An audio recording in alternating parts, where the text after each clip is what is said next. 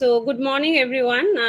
So, it's a great pleasure to welcome you all to this workshop on business model canvas, jointly organized by Institution Innovation Council and Entrepreneurship Development Cell of Victoria Institution College in collaboration with IQAC. So we have gathered here on this bright morning of 10th May 2025. We are reminded of the growing importance of innovation, structured thinking, and entrepreneurship in shaping the future of business and the society. So, as we know that in today's fast evolving world where ideas compete boldly for attention and sustainability, having a very clear, validated business model is no longer an option, rather, it is an essential thing. So, business model canvas is more than just a planning tool.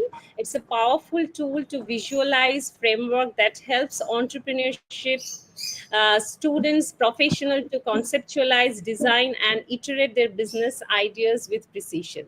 So, whether you are launching your startup or rethinking about a project or planning a career in business, understanding the components like value proposition, customer segments, revenue streams, key partnership will give you a sharper edge. So the workshop is designed not only to teach, but rather to engage, inspire, and equip all the students of Victoria Institution College. So it is an opportunity to connect the dots between the theory and the practice. And who better to guide us through this process other than our distinguished speaker, Mr. Rohit Raj Ghosh. So we are truly honored to welcome Mr. Rohit Raj Ghosh, who will bring a wealth of expertise and energy to this session. So Rohit is presently an associate consultant at PwC with a dynamic background in social and environmental sustainability. He holds an MBA degree in finance from Xavier Business School of St. Xavier's University, Kolkata, and had led impactful projects from redefining working capital frameworks for Khadi institution to developing skill upgradation strategies for Bangladesh government sector. But Rohit's story does not only stop over here. He is also a passionate volunteer, actively contributing to organizations like Hope Foundation and Rotary Club. He is also a seasoned MC and a public speaker in his own right. So today he joined us proudly as a representative of Dari's grandson, a brand which is known for its commitment, the quality, heritage, and values, a legacy he upholds with pride. So now we have among us our principal madam, Dr. Moitri Roy Kanjilal. So I'd request madam to kindly deliver the welcome address. Thank you, Deblina. Very good morning to Mr. Rohit Raj Ghosh, my dear colleague and my beloved students who are present in the virtual platform.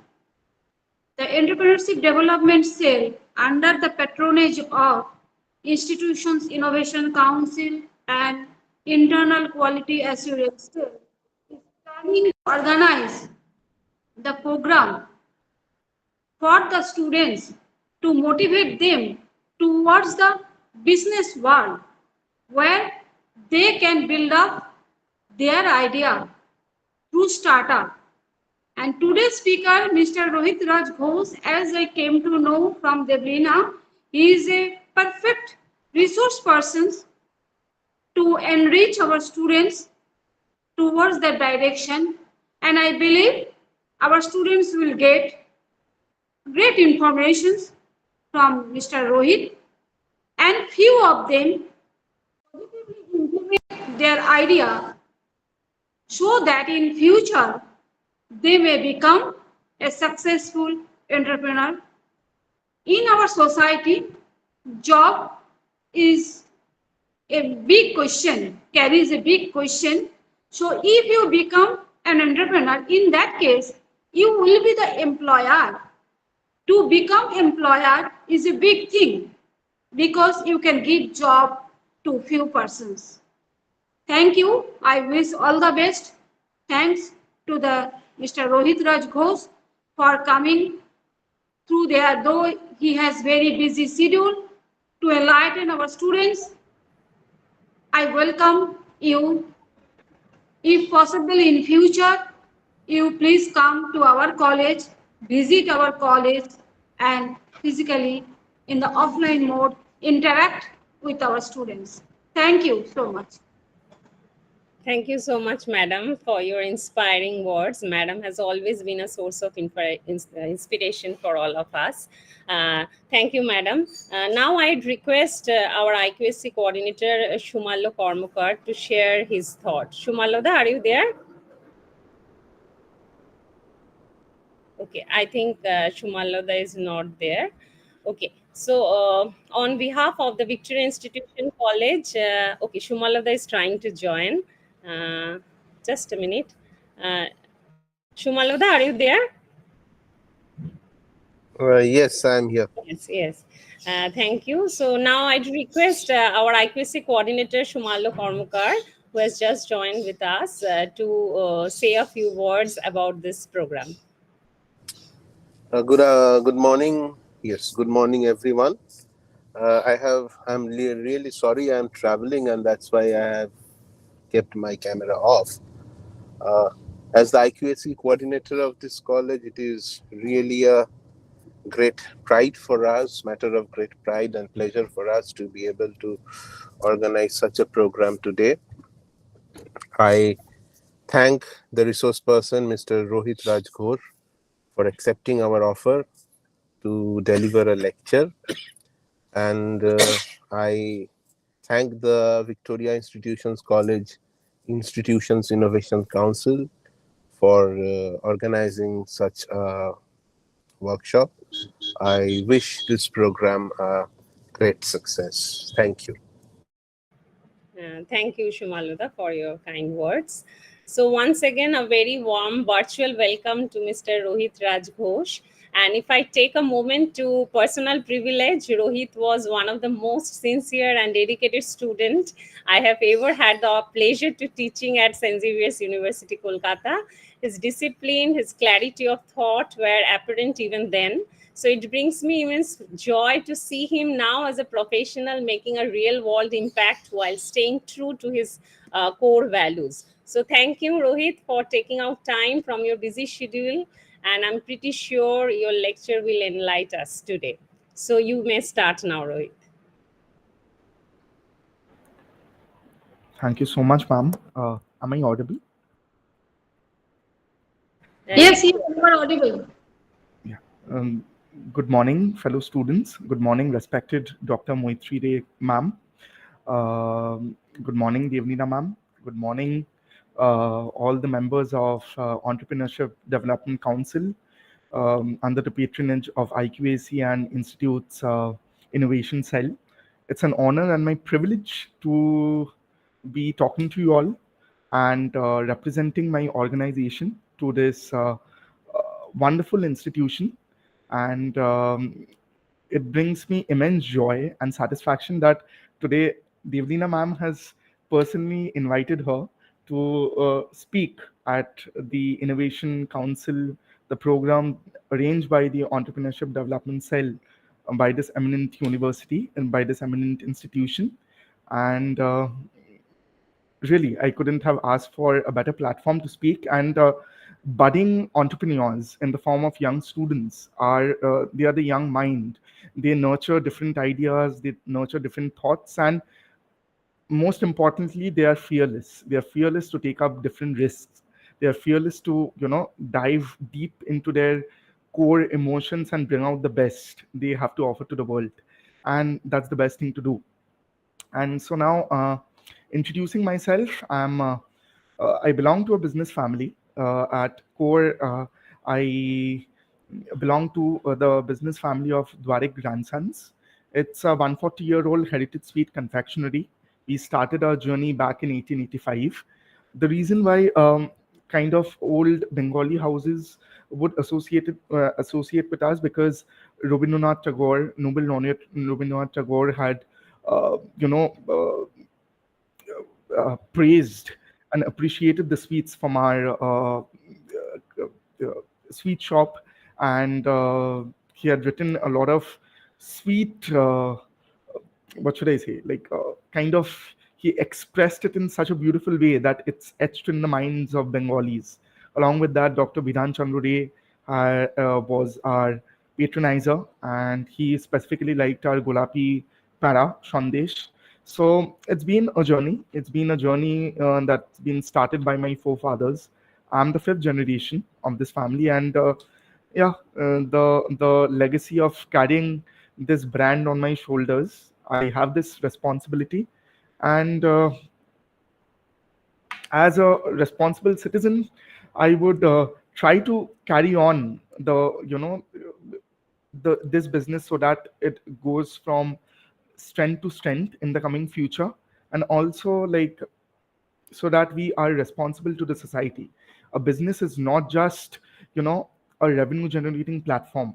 It deep dives into core cultural values, core cultural values of corporate social responsibility, where when you earn from the society, you have to learn how to give back as well, where you have to provide employment generating opportunities as well, where you can look into environmental aspects as well.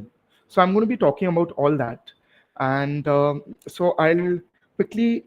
I've prepared. I won't be deep diving into too many slides. I've just prepared some basic slides, 3, 4, and to discuss on today's workshop. So I'm going to quickly present my screen, and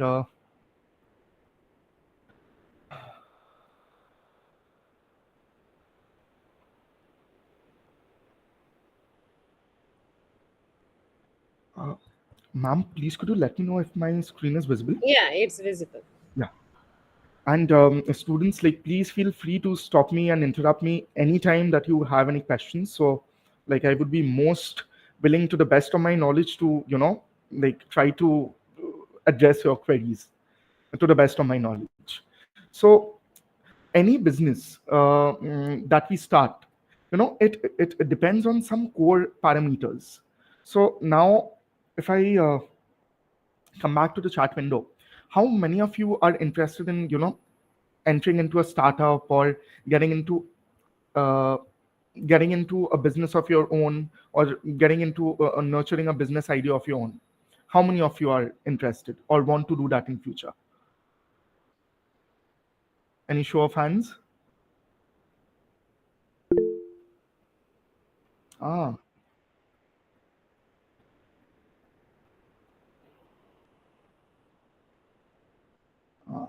I see Anjali Chaudhary, Shilpa Shaw, Shumi Poddar, Naomi Bose. Oh wow, only 4 as of now. I think there's 5, Pinaki Sarkar as well. So if I ask you, like, say any one of you, like, what do you think, like, what are the main pillars of setting up a business? Like, what are the main parameters that you need to think about before setting up a business? Any of you, if you want to answer that. Like, you can just be free, like, just whatever comes to your mind, you can just say. A sustainable and idea, a long-lasting idea, which can sustain in future as well. And okay, Anjali, so if I ask you, like, an idea can also be disintegrated into various parameters, right? Like, there can be various elements. So can you think of a few elements? Like, say, if I tell you revenue sourcing or raw material sourcing could be one such parameter. Could you think of few others as well? Sir, it could be location and place. It could be sustainability. That's what you said, right? Sorry, I didn't get that. Actually, I didn't get the question. What was the question? Can you repeat? So I was asking, like, what you said was coming up with an innovative idea that remains relevant in the near future. Okay. So I want to dissect this statement further bit and ask you, like, what are other things that you want to think about when you have a business idea to make it feasible? What is, suppose you have a sum of money. Suppose you have been given 1,000 rupees and a person asks you to, start up a business. So what would eventually come to your mind? Like, what kind of business you would look into, where you, based on the kind of business you entered into, what kind of raw material or what kind of, labor market, or if it's a service oriented sector, what kind of things you would want at your disposal and how you would gather revenue. So I want to ask you, like, what are the things that comes to your mind, like parameters like these? What do you feel yourself? First parameter would be like it should be environment friendly, because as we are uh, chasing a lot of renewable resources, so yeah, it could be one sector which could be redefined for a startup. Mm-hmm. Mm-hmm. Okay. Okay. So may I Ah, speak? yes, yes, yes. Please go ahead, Nomi. So we can also go with one of the strategy, that is to maintain good relations and have much more connections as we can, because Mm-hmm. business is something which has to be very connective, and we always have to invite new ideas. So as much more connections we have with people, the more we get more people attached to us, we would get to know more ideas, and according to that we can develop ourselves in this sector. Absolutely, I agree. Like, Nomi, that's so very true. Like, social resources these days are the biggest resources of business. Like they say, data. The more contacts that you build, wherever you go, like the more contacts you build, like from somewhere or the other, you get some key resources for your business, and you never know how it benefits you in whatever way in the near future to just start up or execute or implement a particular business idea into something great, something that is more dynamic and something that gives you revenues. So I'm not going to beat about the bush. I'm just going to come straight to my slide over here. So please let me know, like, if it's visible. Yes, sir, it's visible. Yes, sir, it's So, visible. perfect. Thank you so much. So this is basically known as a business model canvas. A business model canvas is nothing much, like it's not rocket science, it's just a basic structure that has certain parameters. Say key partnerships, like as Nomi mentioned, key activities, what are the core activities your business delves into, key resources, again, that someone mentioned, value propositions, like what kind of value your business adds, customer relationships for business retention in the near future and for generations to come, some important channels, how you expand your business, customer segments, like how you categorize your receivers, how you categorize your consumer base, and there is cost structure, which comes end of the day because it's all about how much expenses you incur and revenue streams, how much income you gain. So my business, a 140-year-old sweetmeat brand, I have basically categorized into different blocks. So these blocks are basically formulate the business model canvas for Dwarik's grandsons. Now, if I talk about key partnerships, like when my business was conceived or even now, I am dependent on some key resources for my business, say some tie-ups, because it is predominantly into mishti making and sweet making. I depend on my local laborers who will be coming from different regions, who will be making the sweet for me. I would be depending on my raw material suppliers, like who provide me sugar, who provide me artificial sweeteners, who provide me milk, who provide me packaging material, who provide me earthen clay pots. These are all raw material providers. And also decorative trays, because mishtis are also decorated in different thalis or dalas these days. So I need to have this customer base, right? I need to have partnerships with my vendors, and these are all long standing commitments that I need to develop in order to start a business, right? Exactly. Now, right?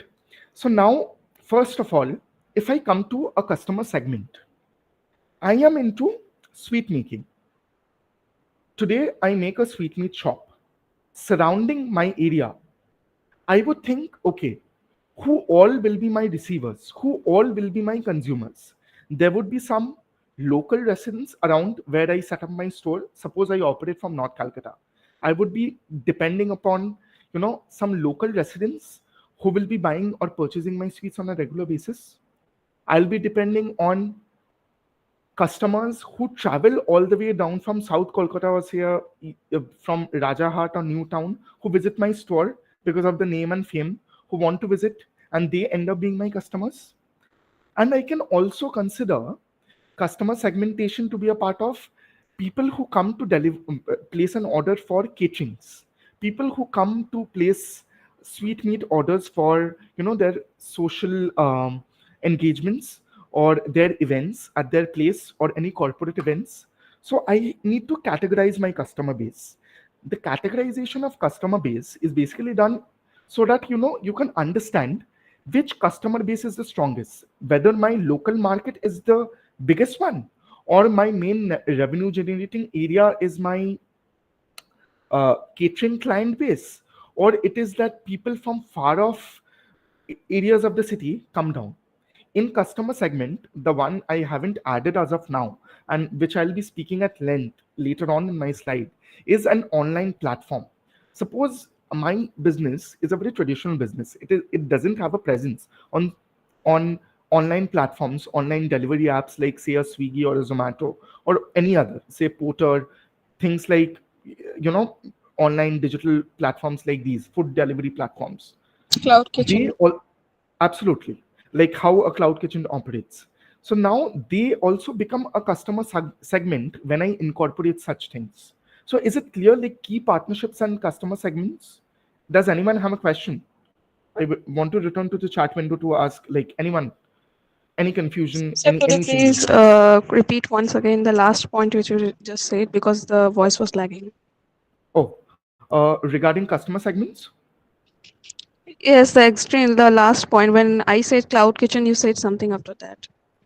Oh, so I said basically, in customer segment, when you go online, like these cloud kitchens, they tie up with delivery apps, okay, in the F&B industry. So automatically they'll tie up with a Swiggy or a Zomato. And in that also you build up a clientele because people want to order from you because of the hefty offers you give or because of your goodwill, or they just want to randomly buy from you. So you over time you build up a clientele, right? That's what I'm saying. Like customer segment has another parameter to it, that is the online segment, which we don't talk about, but which is untapped and underrated, but it is very much a part of the business. So have I cleared you out, Nomi? I think Nomi, Yes, sir. you had Yes, the sir. question, right? Yes. Yeah. Yes. Thank you. Okay, great. So now I would jump to, I'm going segment wise on the basis of importance, then I'll come up and then sum it up in totality. I'll talk about value propositions. Now we spoke about customer segment. When I'm opening a sweet shop, I know these will be my customers. So value propositions mean what are my strengths? Like if you do a SWOT analysis of your business, you would be wanting to know what are your strengths? Why will your business sustain in this competitive market? So in my case, value propositions would be mine is a heritage sweetmeat brand. It has a history of 140 years. It has a good word of mouth publicity. It has a strong goodwill. It has a strong potential. So now I personally feel strategic location of the stores matter. Say I operate from Shambazar 5 Point Crossing. That's a strategic location, right? So that's a meeting hub, a confluence of many different areas altogether. Many people come and meet at that point and they take transportation to here, there, or they travel across from Shambazar 5 Point Crossing. So that again becomes my USP. My location also becomes my strong point. I feel that my value proposition, the quality of my sweets, using natural colors processed from organic raw materials, that stands as my USP, and not using artificial sweeteners. So all these things together sum up the positives that can drive my business. Like, or what can be your unique selling proposition that way. So this is another consideration that I'll make about value propositions, correct? Is everyone in sync with me Yes. over here? Yes. Yes, sir. Okay, great, great. Any questions, you can just stop me and ask. No issues. I would be happy to explain again. So when you talk about the customer segments, Mm-hmm. Mm-hmm. categorization of customer is important, as you have Mm-hmm. mentioned.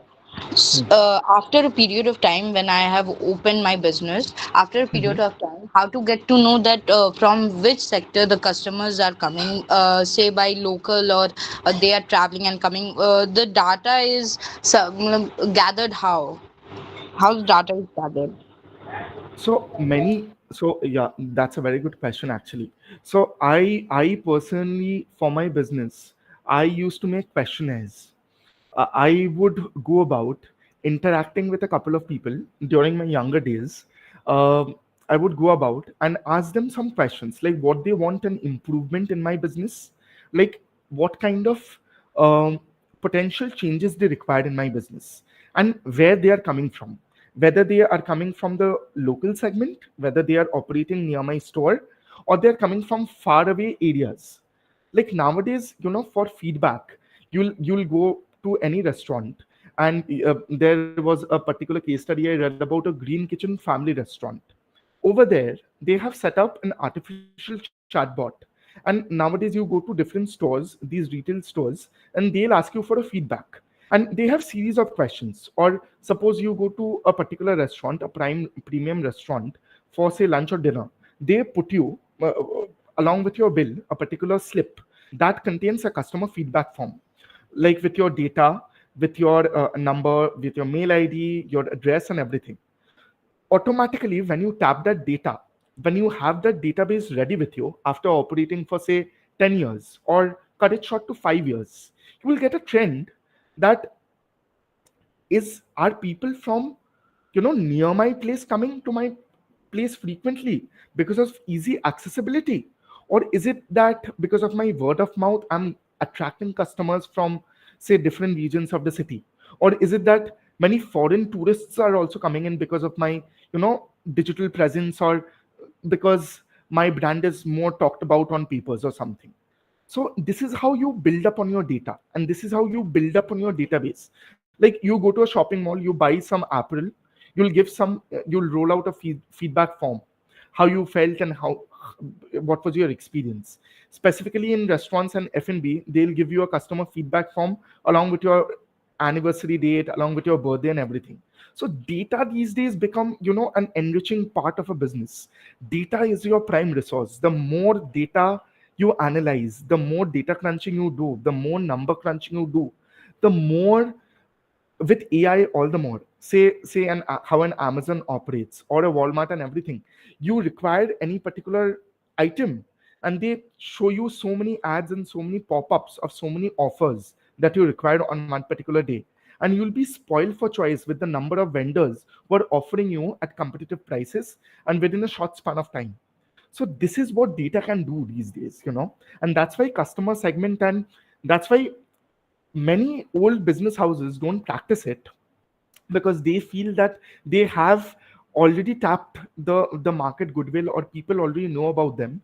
But it is very important time and again to reiterate the fact that you need to analyze the customer needs, you need to analyze the customer wants, you need to analyze what the customer feels about your store, or what the customer feels about your business platform or your institution. This is very important. So is this question clear, like what you asked, like have I been able to answer it? Yes, sir. Thank you, sir. Most welcome. So now I'll deep dive to another important segment of this model, that is channels.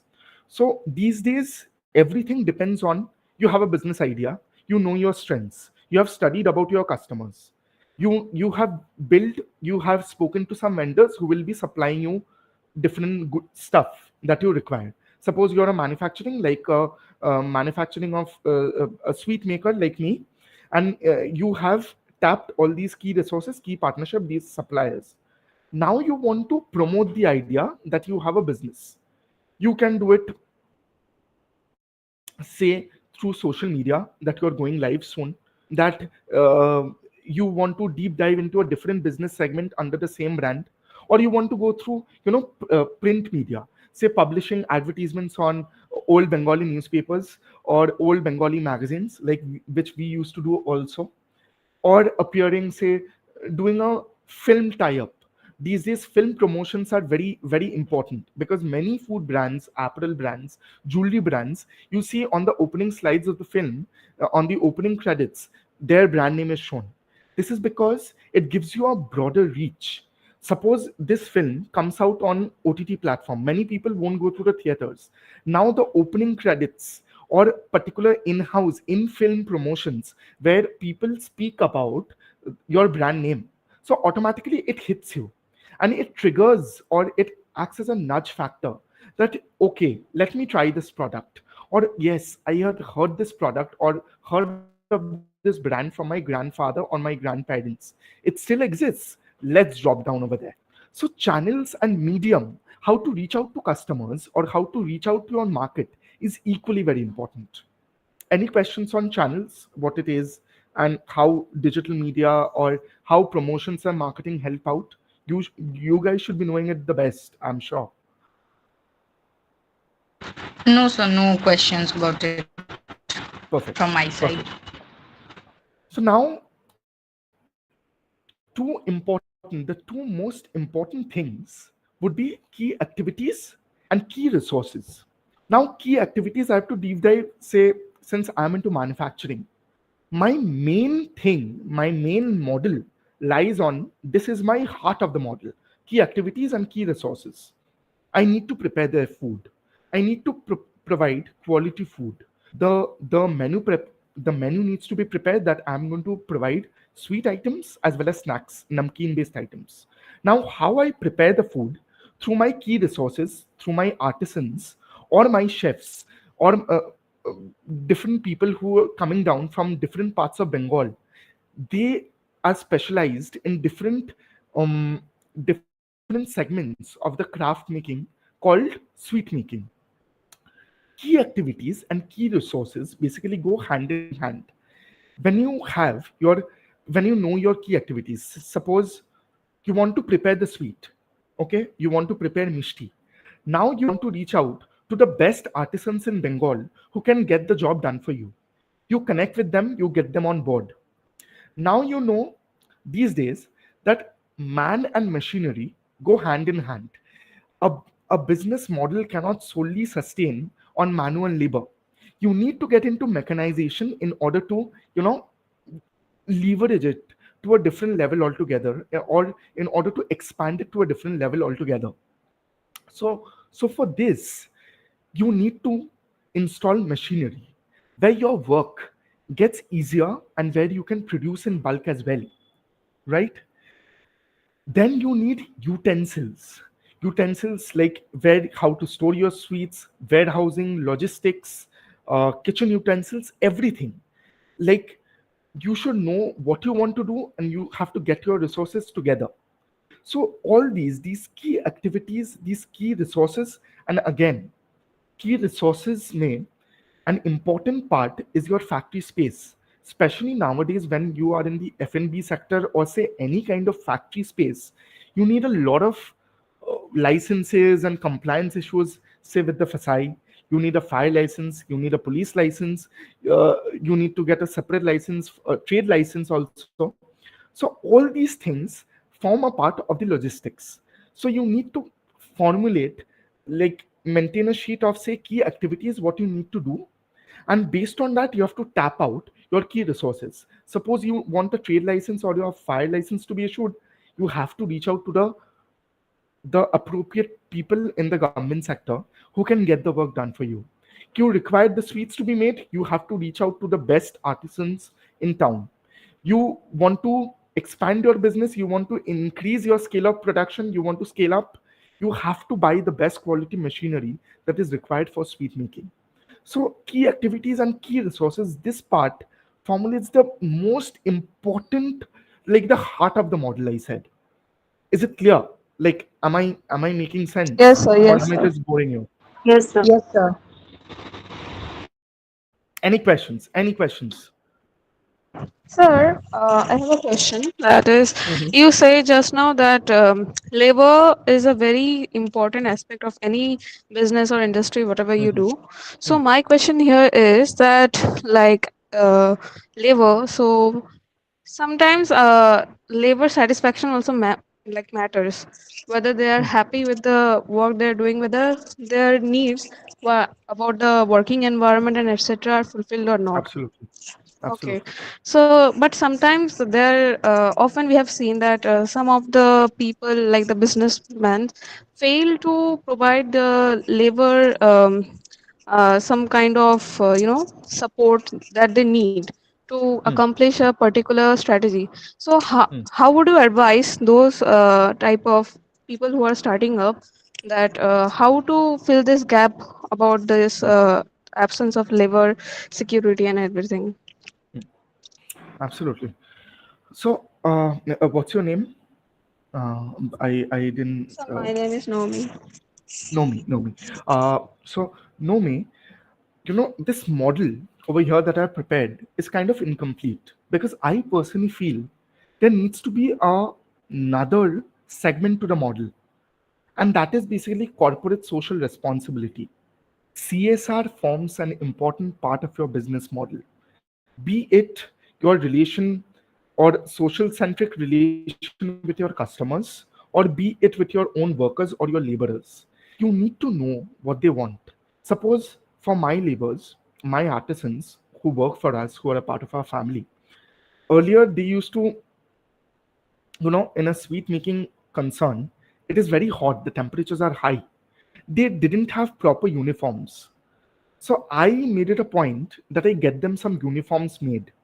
I made it a point that the people at my stores who are my staff, they work, the managers at the stores, they have proper uniforms where they feel connected with the brands.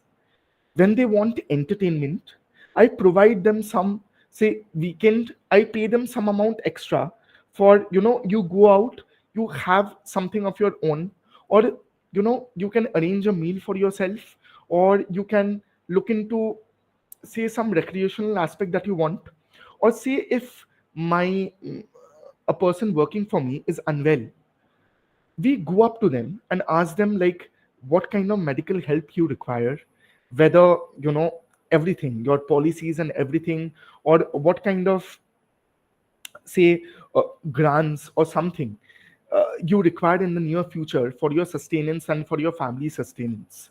So one core area is customer consumer like corporate social responsibility, which I mentioned at the start of my discussion, that it is the prime concern of a business, and it is not talked about. You won't get that in any business model, but underlying an invisible link is customer corporate social responsibility, where when you extract work out of your workers, when you extract work out of your laborers, it's not only about paying them, it's about knowing that whether they are satisfied or not. And there can be a gap. There are, like, we live in a very practical world, and in a business world you won't find like everything being proportionate, but you have to make sure that the gap is very less. You have to make sure that the people who are working for you, your core employees, are very satisfied with your brand, and they are proud of working for you. Similarly, you have to look into the customer aspect, like which I'll be talking about in a customer relationship, that your customers should be very satisfied with your products. Your customers should be very satisfied with the hospitality. Like when you go to an old store, say a 140-year-old brand heritage shop, it's not about the mishti that you go for, it's about the experience that you go for. That brand name or the package that you come out with, it speaks volumes. It's about how you were treated at the store, whether your queries were addressed, how well the storekeeper or the shopkeeper spoke to you, whether they addressed your queries or not, whether the standards of hygiene were uh, were addressed or not, were you satisfied with the quality of service provided, were you satisfied with the quality of packaging provided to you, then only you come out as a happy consumer. So it is a two-way traffic. It is not that we are earning, that we are extracting work from our laborers, or that we are extracting the money from our customers. We, deep down there, we have to think for our workers or our employees who are a part of our business who are a part of this 5 generation journey of our business house. And we also have to be customer centric to know what the customer wants, because the customer is the gem of the resource. Like, we are nothing without our customer. It is a two-way thing that we look into. Have I been able to like Yes, sir. explain? Yes, sir. No, me like has it have you been able to Yes, sir. understand? Yes, sir. It's well explained. Thank you so much, sir. Any other questions? I only see Nomi and only Nomi questioning me. Any other questions from anyone? I want to see more raise of hands. People, So please ask adding me to some the more questions. Yes, sir. So, adding to the question asked Mhm. now, I would like Mm, to ask how now with the rise of AI and all mm, machines. So, I would like to ask that how to make our employees secured about their job with the upcoming AI and all. How to make them secure that okay they have the job, but they need to also learn AI and upgrade mm, mm. themselves.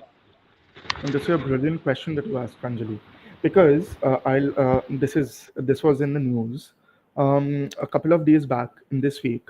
A reputed firm, a Big Four firm, had laid off about 1,500 employees who were due for promotions. Many were performing well, but citing that they are not meeting up revenue standards, they were laid off. So now, just yesterday, I was reading an article on LinkedIn that a person has claimed, a CA student, that AI helped her to clear her CA. Then she explained everything, like, how chat GPT helped and everything in her learning process and everything. Then at the end she said that it is the survival of the fittest over here.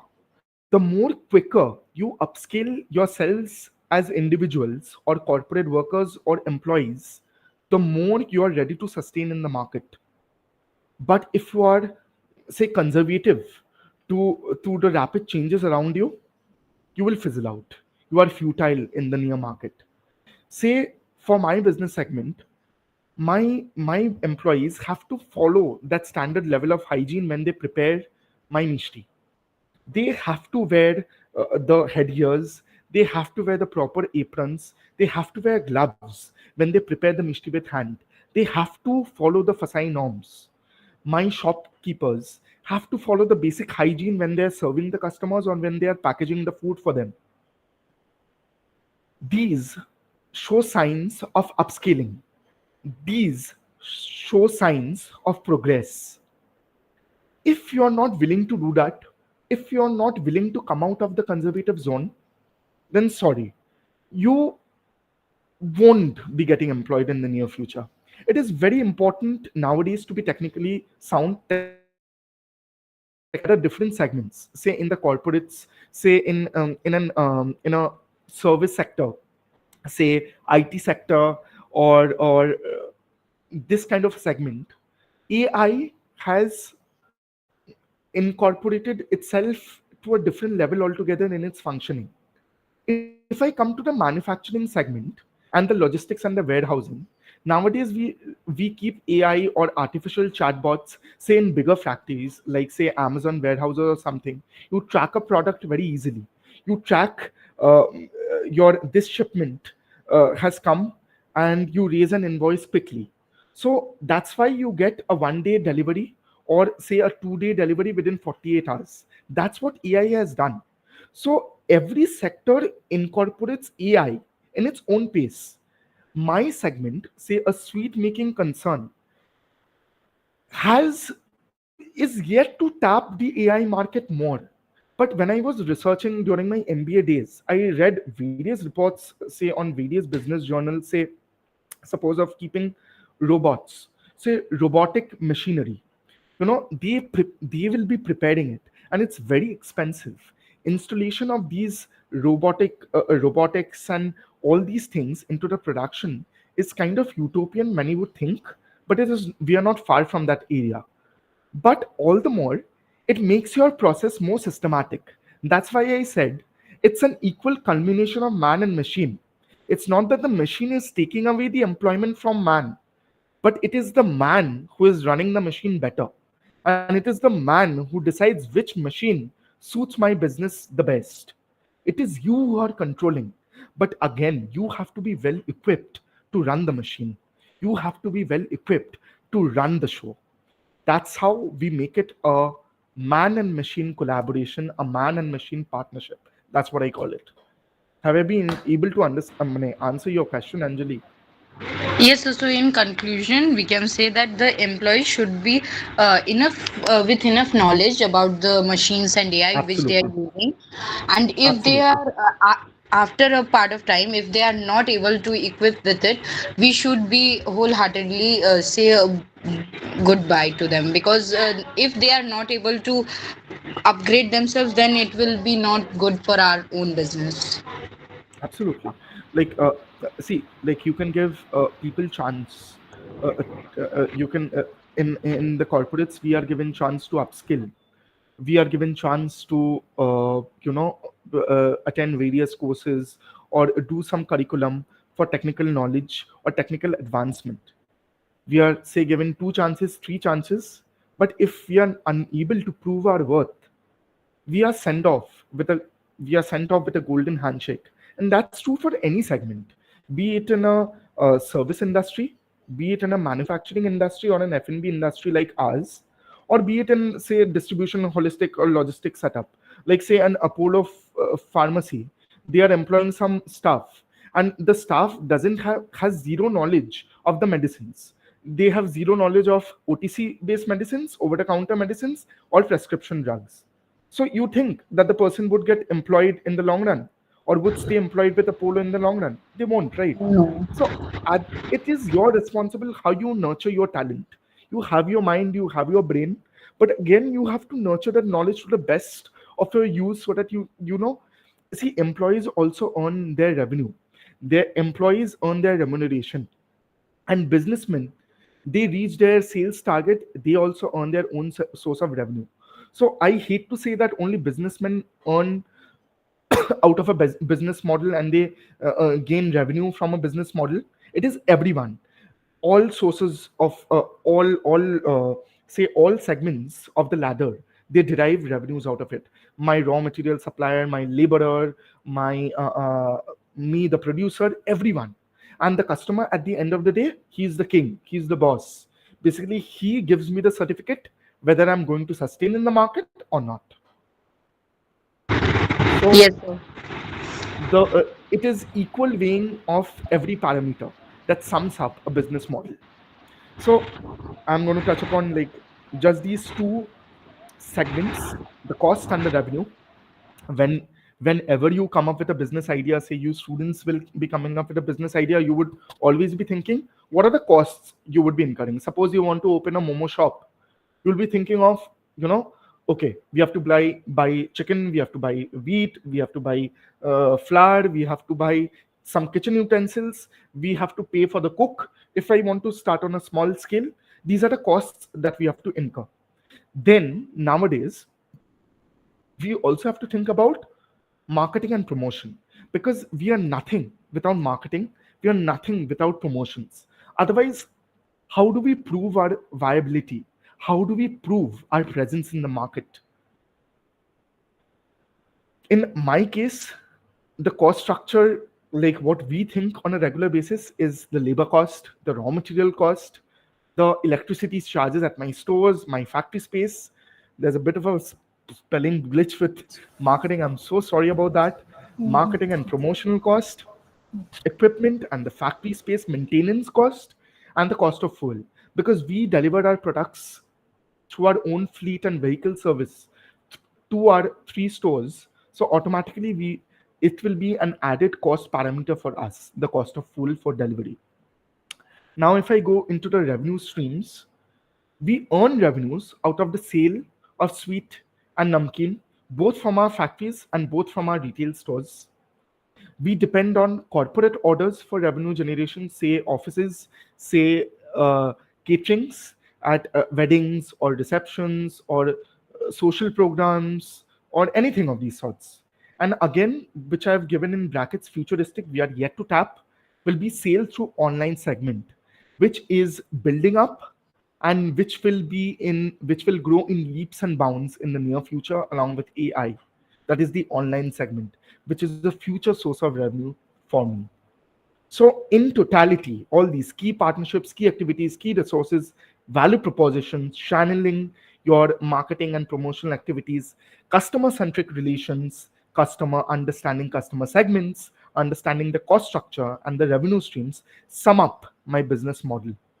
And at the core, you place CSR. Around CSR, you have these parameters. They revolve like the 9 planets of the solar system. And at the center is the sun, and which is the heart of the system. That is my corporate social responsibility, what I give back to the society, what I give back to my customers, what I give back to my employees. That for you, my students, is the business model canvas of Darik Grandsons. Any questions? No, sir, not yet. Uh, Anyone else? Like any questions? Anjali and Nomi, the two constant people who have asked me questions, but no one else. Is everyone awake? Can you all switch on your cameras? I want to see you. I want to interact with you. I know it's a Sunday after, well, a Saturday afternoon. It's a lazy Saturday afternoon, and college will give over and say another after another couple of sessions. So it's a half day for you on Saturday. No, it's a full day for them. Oh, it's a full day. So that's why everyone is so sleepy and tired. I don't see any response. Anyone? Any questions about the entire business model? What you have thought of? Like what kind of model that you want to incorporate, or in which sector? You all can, create models of your own based upon the sector that you want to tap, or based on your business ideas. You can just go take a piece of paper and write down parameters. Write down bullet points, like how how you want to see your business, how you want to make it grow, which are the areas that you want to tap, which are the areas that you feel needs more focus, which are the areas in future which you need to make more active. Anyone can do this. Anyone sitting at home, if you have a business idea, say in the near future you don't want to work for anyone, you want to be an entrepreneur in your own right, you can just make this business model. Think of it, let it grow with you, let your ideas grow with you, let it mature, and one particular day it will bloom, it will give you the trust, that confidence, and you will bloom out of nowhere. Still sleepy? Sir, I have a question. Yeah, Aratrika.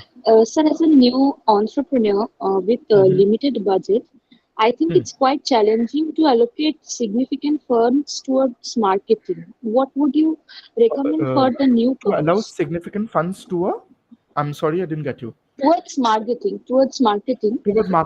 My question is, what would you recommend for the newcomers? Marketing is the easiest. You all have a social media page, right, of your individual profile. You make a page of your business or the business idea that you come up with. You give it a brand name, you create your logo. Nowadays anyone can prepare it on, say, Canva or this digital app, and you promote yourself. Suppose like say I'll talk about Mr. Daryani of Wow Momo. He was from my school. He started off with two cooks, okay, who used to make momos, and he used to visit physically all the store. Like he used to sell the momos himself initially. He printed out some economical pamphlets, and he used to distribute that. In case you want momos or you want to place momo orders or something, reach out to us. Nowadays you can sit at home, and in a cost effective manner you can just promote your business ideas. There are so many. Like you talk about married women, they have boutiques of their own, they run a side business of their own. Sitting at home, they do a Facebook live, they'll put up videos on YouTube, and they promote their business. They appear in flea markets. They only come for flea markets. They don't even have a store. They don't even have people or influencers or bloggers to promote for them. They don't need any print media. They don't need to reach out to any television media or any film kind of social buzz or something. They just do it sitting at home. So I think digital marketing and promotions is the most cost effective solution for people of any age group. My mother, she is an anchor, an MC, she's a reciter. She has created her own page. She has been promoting her craft, her art, and everything for years now, for 4 to 5 years now, and she has such a great response. My business was running on an own model, and for the past 2 years, we have been trying to grow digitally, and we have created pages on social media, on a Facebook, on an Instagram, and we regularly, create wish posts uh, for all these festivals. Like, visit our store for this particular item, you'll get it from so and so date, so and so time. So these can start off with a very basic idea. And with your limited resource, you can just reach out to such a global market of people. You can't even think. So, Aratrika, like these days, marketing and promotion is the easiest. You can sit at home and then reach out to the masses. And people nowadays have been digitally sound. People are technologically aware of it, and they are willing to grab it. They're willing to try out new places based on suggestions on social media. They're willing to buy from new places based on social media recommendations. There are so many things happening. So why not? Why will it be challenging for a student? Anyone can. Rachika, did you get any boost? Any drive that Yes, later sir. on you will come up with a business idea and promote it yourself? Yes, sir, sure. And being a little bit conservative, I would again say, like digital media promotions, it's there, but there is something called physical touch. If you go to any platform, limited 10-15 people also, you reach out to them, talk to about your brand individually to them. That makes that covers up for the best marketing practice. You don't need any digital presence if you can do it yourself, if you can talk it out yourself, if you have the fearlessness of promoting your business within you, if you have the fire in your eyes, you can do it like a one-man army, like a one-man show. And digital media and promotions are just an add-on on the crown, are just feathers on the cap.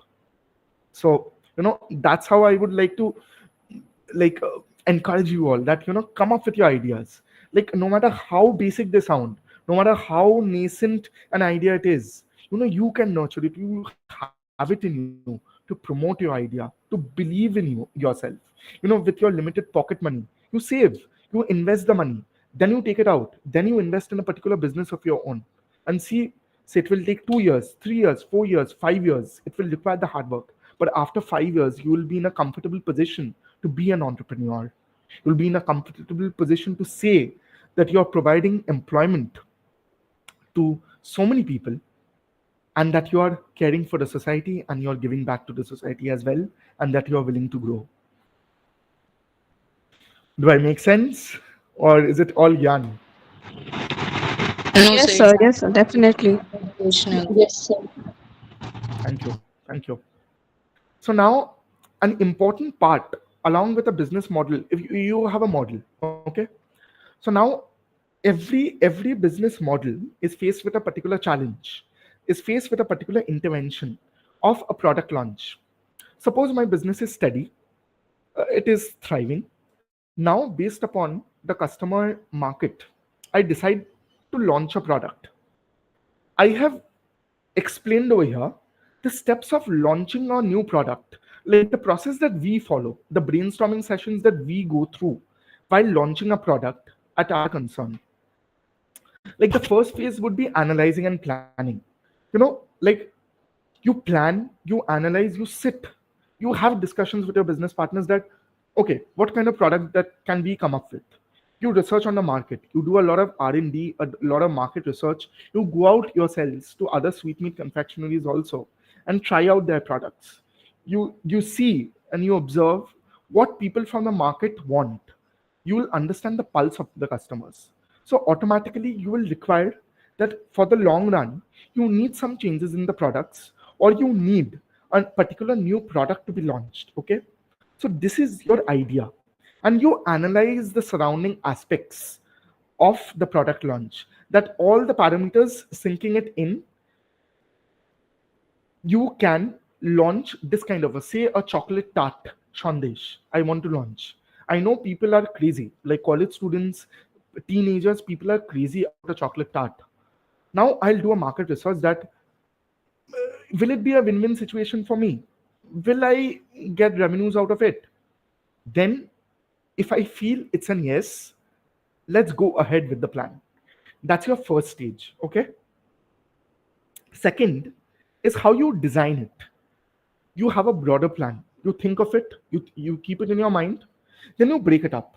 Like say chocolate sandesh tart. You require, like say, based upon the market demand, you'll you'll define a particular scope.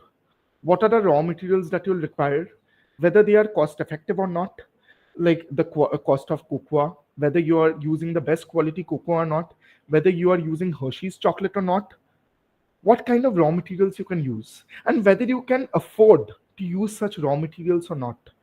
Based on that, you create a financial model that what can be your possible expenditure that you can incur while product launch. Okay, you design, like say, based on, like, many times we have different molded mysteries, like if you go to different pastry shops or dessert shops, you will find the tarts have different shape. Those tarts require different baking shells, or they require a different baking mold. These molds are pretty expensive. Now, if I want to launch a particular, say, chocolate sandesh tart, I have to think, okay, so is this economical for me getting this mold? Is this brand of cocoa that I'm going to use in my product economical for me? So, if yes, who are the best vendors who can provide me at the cheapest rate and within a short span of time? The time gap is also very important. You cannot, just to make it economical, you cannot go to a vendor who delivers to you, say, 2 months later. Then your product launch won't be possible. Within a short span of time, within the shortest span of time, who can give you the best quality products at the most economical rates? You have to make a financial model or a design of that. What is it that you have to give to get the particular product? Now, for the brainstorming, we proceed to the project execution stage. Say in my business, there are 4 partners. Okay, one is actively looking into the product department, the processing department. I am looking into the marketing department. Another person is looking into procurement of raw materials. It cannot be a one-man show, right? For small businesses, it is a one-man show. But when your business has grown, you have different departments in your business. Okay, and this is again very specific to, based on business model or the size of the business models. So you have to customize the business model or the business process management cycle according to your business model. Say if you have a considerably large business structure, you have different departments, you have different people looking into different aspects. Now I'll reach out to the person, the vendor, the manager, who is the storekeeper, who basically procures the raw materials. That can you procure this within this shortest span of time at the best rate possible, and it has to be good quality products. I have to go to the processing person. Can you get the best levers? Can you get the best molds available? And can you recreate the best process that it makes the sandesh very tasty? It makes it very that we are quality conscious in our production, and that it is very much the new thing, the in thing in the market. And then we reach out to the marketing team after the product is launched, that okay, now you build a hype that we are coming up with something new for our customers, that our customers are going to find something new out of say in for the next Jamai Shashti, we are going to come up with say mango souffle sandesh. We are building up the hype. Okay, more closer to the date, we'll build up more hype. We'll probably leak out some pictures of the product, and then on the day of Jamai Shashti or the day before, we'll launch it. We'll penetrate it into the market. So you need to have different brainstorming sessions. A business process management is basically the process flow that goes in on a regular basis to particularly launch a product or to carry out the processing of a particular product. You analyze first, then you design like your financial viability, the financial model, then you try executing by delegating and getting involved in the process. The fourth aspect, the most important aspect, is monitoring and control. You have to supervise at regular intervals that so that your storekeeper, your store manager doesn't go overboard with the budget. You have a budget. So within $20, you have to get your raw material. It cannot be a 30. You can probably say climb up to say 22, 23, but 30. From 20 is your budget. You spend 30 rupees on procuring your resource. Then you're running at a loss from day one. You have to have discussions with all your departments that it has to be cost effective, and within that time, say within Jamai Shushti, I need a particular say since it's the mango season, it's the summer season, I want a mango souffle sandesh. Within that span is my target that I need to launch it. My processing department cannot be complacent that it will happen a little later than Jamai Shushti. It can happen 2 months later. It has to be on time, but it has to happen with the best quality raw materials with the best rates in the market. Then again, I have to fall back on my plan A. That is my planning stage. What I initially thought of the product, how the product is going to turn out to be. If the product is there, they have executed and processed the product. Say I have my mango souffle on a plate in front of me. When I'm having that sweet, do I feel like what I initially felt when I launched the product or when I dreamt of launching the product? Say when Tata or say a Renault launches their new car, they have a particular business model, right? They have a particular business design. They plan according to it. Now, when the processing team, they have assembled all the engine and everything together, they have customized the vehicle together, they automatically fall back on plan A to think, okay, is it as per the design that I thought of initially? Is it as per the plan that I had in mind? Is it as per my vision? If you're not at point with it, go back, restructure it again. Because I'm very particular as a person. Like, I'll give you a small example. Before last year, Durga Puja, I needed some gift boxes to be made. I reached out to a couple of vendors, some from Mumbai, some from Kolkata, some from local markets in and around me. I'm returning back to the chat. I'm just having a casual interaction with you all. So now I reached out to so many people, some from Ludhiana, some from Mumbai, some a particular fellow businessman suggested me, and some who were already working with me. So if I need a gift box, the gift box adds to the variety of packaging solutions that I provide, right? The gift box adds up to my brand value because my packaging speaks of the particular brand that I represent, right?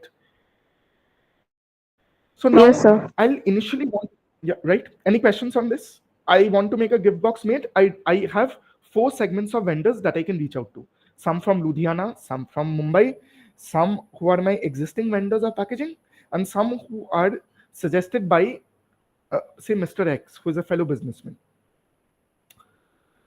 My existing vendors, when I request them to make packaging solutions for me, better ones, say gift boxes, they're unaware of it. They cannot. So automatically, I have to chuck them out. I have to keep them out. That, sorry, probably this sort of work, you cannot do it.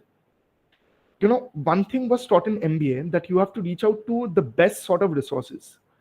We alone cannot do everything, but we should know who can get the work done for us and who can provide the best solution and the best service to us. So for me, my existing vendor wasn't much of use. So I respectfully declined his request of, nudging in any gift boxes for me. So I on a piece of paper against his name, I put a red cross that, okay, I won't go with this vendor. I needed it before Durga Puja. Okay. I was sitting in the month of September. I kind of had 1 month, and post Durga Puja, there would be some corporate orders followed by Diwali. So Durga Puja, Diwali, it's a big season for sweet makers. So now I had 1 month and I had to launch it before Durga Puja, say on Mohalaya, to build the hype so that on Vijayadashmi, people come to buy from my store for that specific sweet box or for that specific customized gift boxes that we are keeping at our store. I had a very short span of time. Now, I spoke to the businessman from Ludhiana who gives best quality products. I reached out to him. I was like, "Can you give me these kind of designs? I'd really like your designs."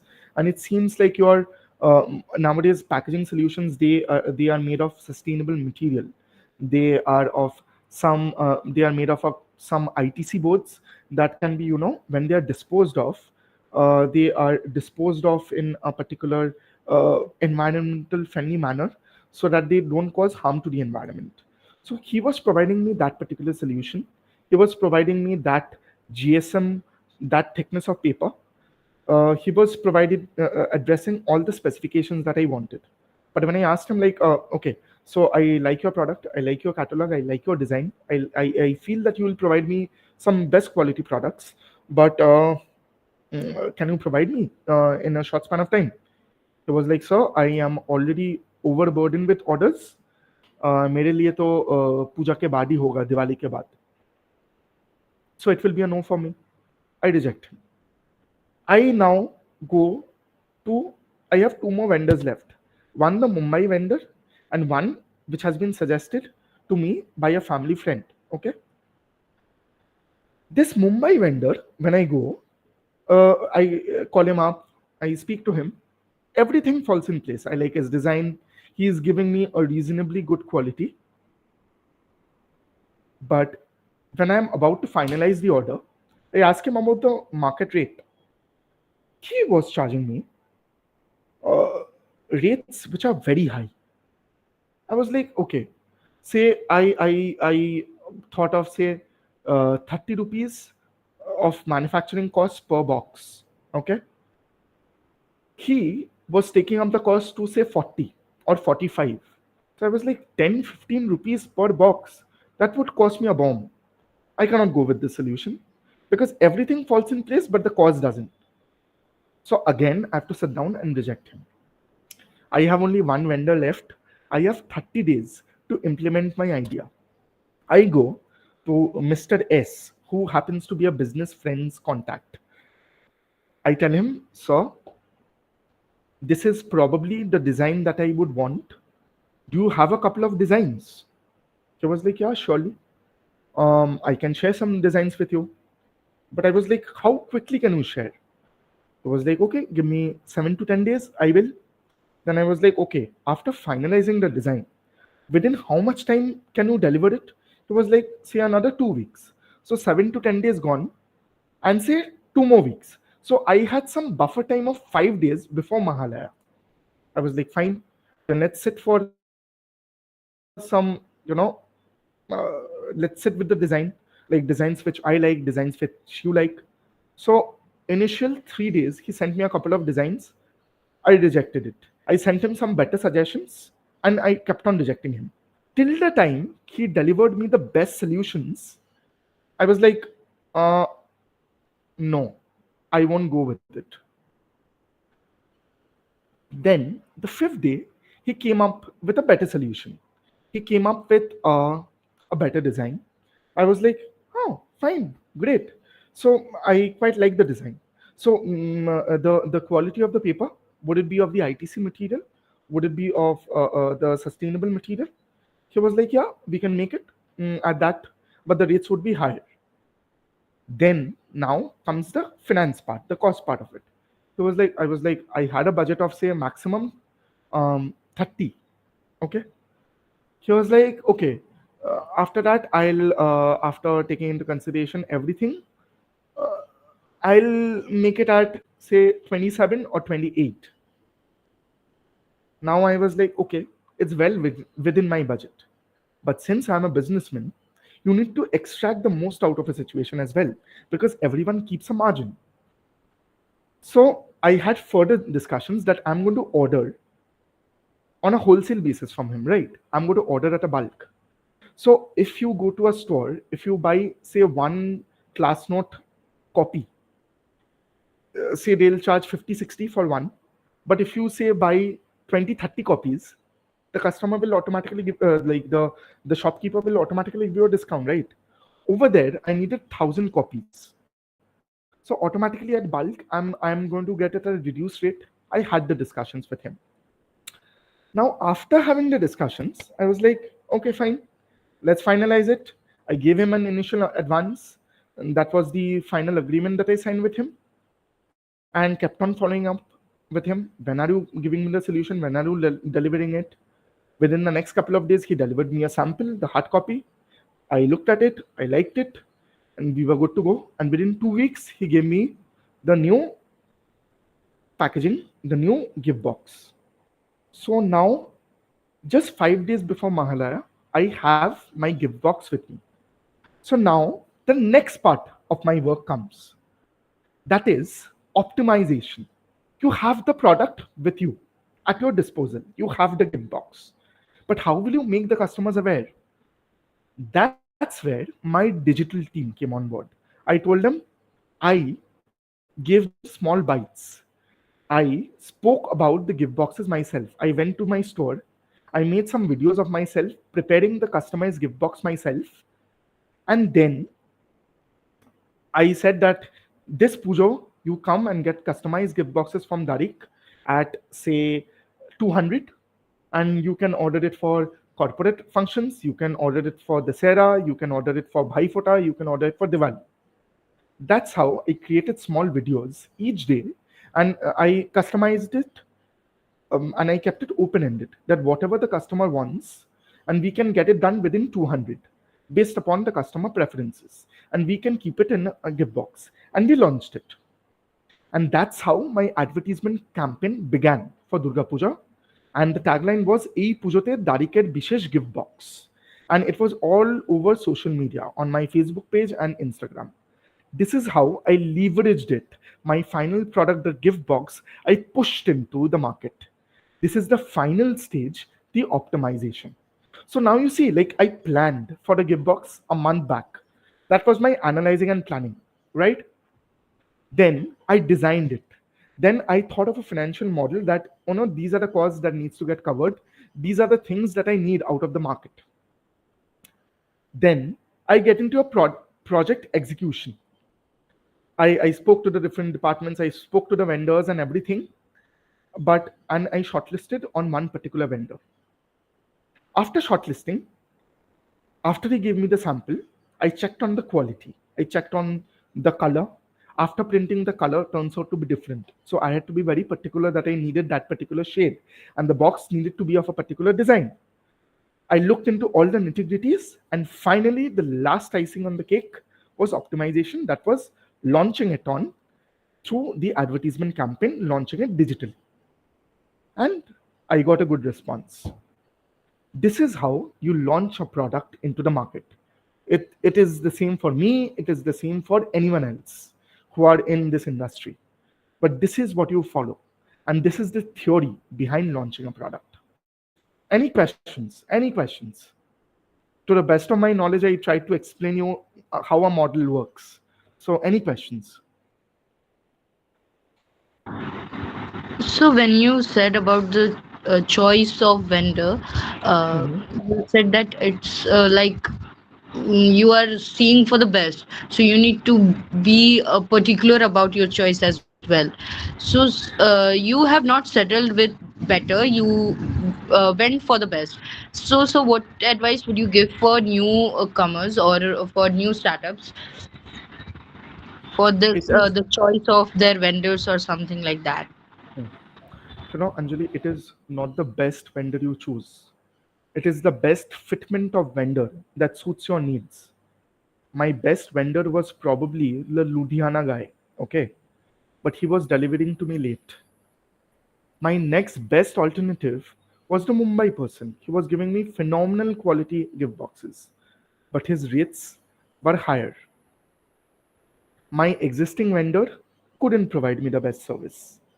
But I chose a particular reference, a particular contact that was suggested to me by a business friend, say Mr. S, who gave me the best solution at my best budget within the best time period that I laid out for him. So it is not best. Say you suppose, say Anjali, Nomi, say Ananya, Aratrika, you all have different business ideas. Okay, could just see the names of you all. That's why I didn't mention anyone else's name. Just say, suppose all four of you all want to enter into a particular business, and say different businesses. Say F&B. Now, what is suitable for Nazia won't be suitable for Runa. What is suitable for Runa won't be feasible for Samrita. What is feasible for Naomi won't be feasible for Ashish. We all choose the best solution that fits our needs. So you have to be open-minded enough that just because a person is willing to spend so much, that I am in the position to spend that much amount on a particular product launch.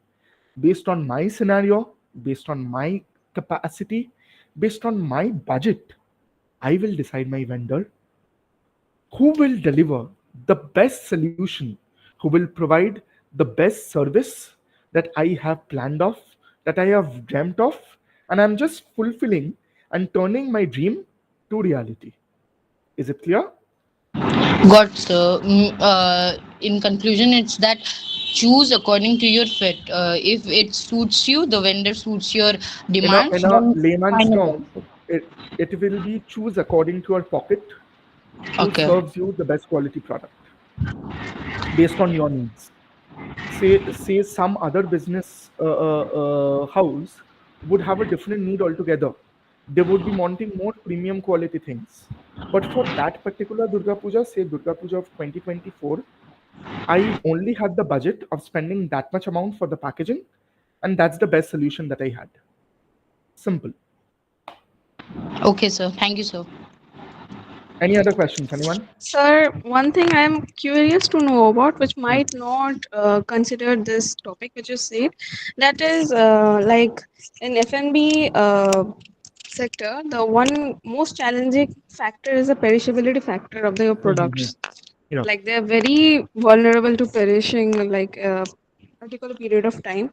So how would you like if certain challenges come, such as the sudden spoilage, not exactly spoilage, but such as some sudden setbacks of unexpected lowering of demands, like you are supposed like you had planned to manufacture certain products, like certain food products, and you have brought it to your the shop, but suddenly that day, for that day, the sale was not up to that demand which you had Mm. expected.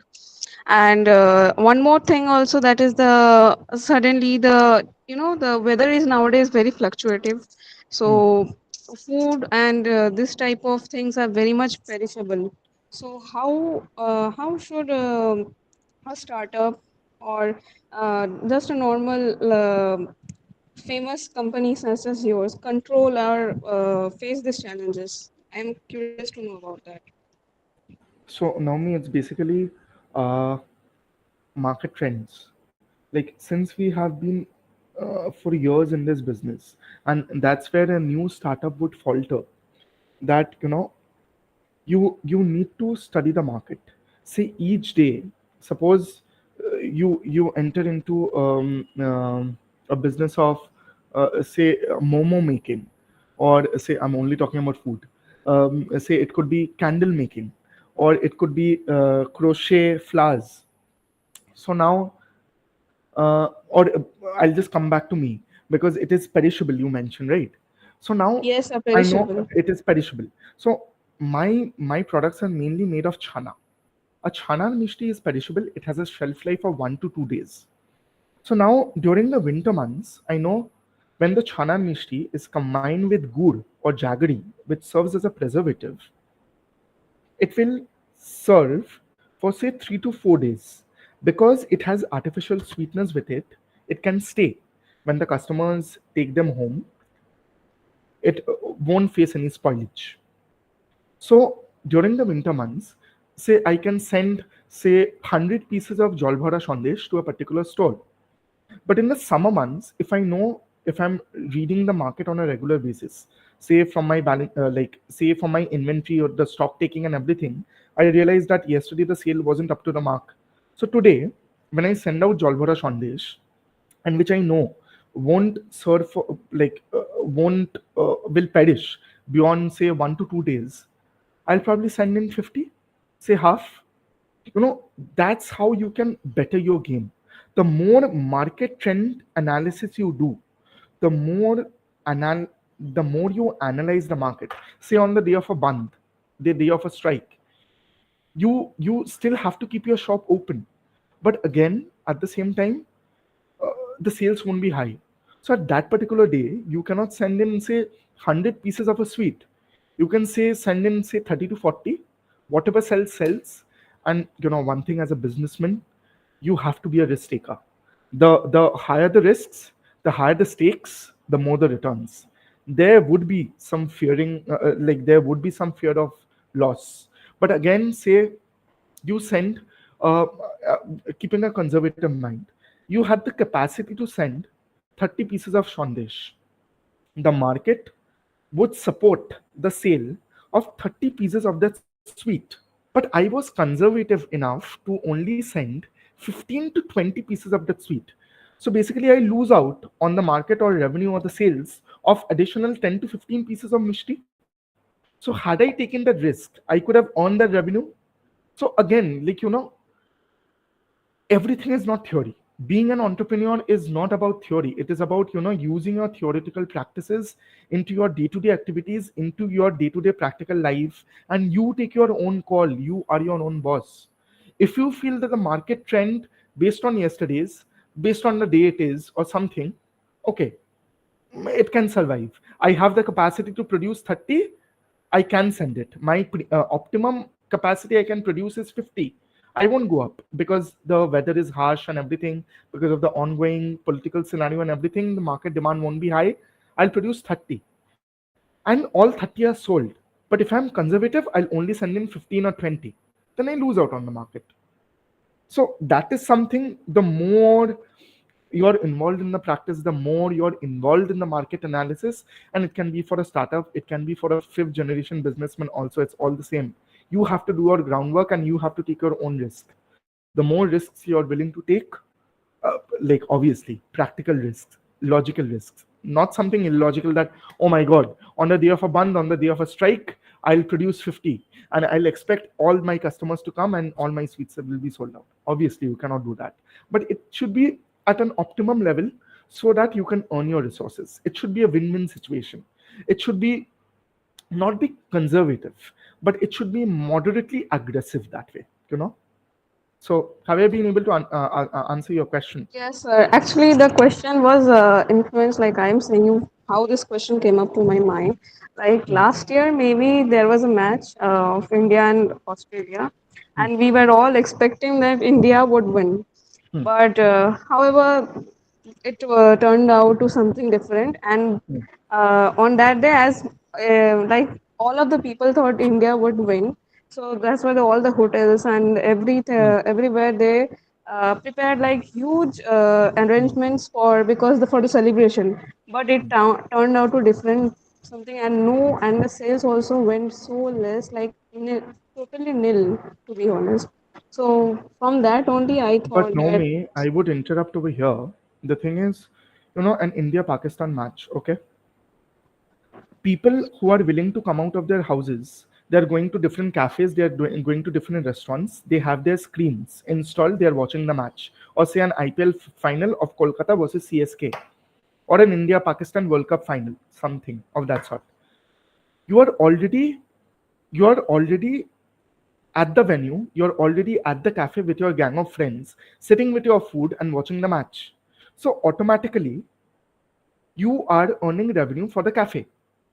What you are saying is the additional revenue that a post-match win, post-winning the World Cup, people go out for celebrations during the midnight. At that point of time, people keep their, say, ice cream parlors or many cafes also, they keep it open for long hours, say any biryani joint or any fast food joint. That sale, the people suffered. But throughout the day, How would a person predict that India will lose the match? They will automatically step out of their home. They will automatically spend their money along with a group of friends to watch the match at a cafe.